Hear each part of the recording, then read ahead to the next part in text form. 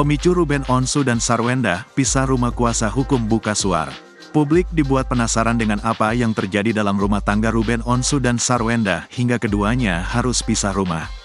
Bahkan, Ruben Onsu dan Sarwenda dikabarkan telah pisah rumah selama 2 bulan lamanya. Di tengah kabar pisah rumah itu, mencuat pula kabar jika Ruben Onsu digugat ke Pengadilan Negeri Jakarta Selatan oleh seorang perempuan. Netizen pun meraba-raba jika sosok perempuan yang menggugat Ruben Onsu itu adalah Sarwenda. Setelah kedua isu itu menjadi liar, kuasa hukum dari Ruben Onsu dan Sarwenda pun buka suara. Ruben Onsu yang diwakili kuasa hukumnya, Minola Sebayang, memberikan tanggapan. Mengutip dari YouTube Cumi Cumi, Sabtu, tanggal 4 Mei tahun 2024, Minola belum mau buka suara terkait isu kliennya pisah rumah.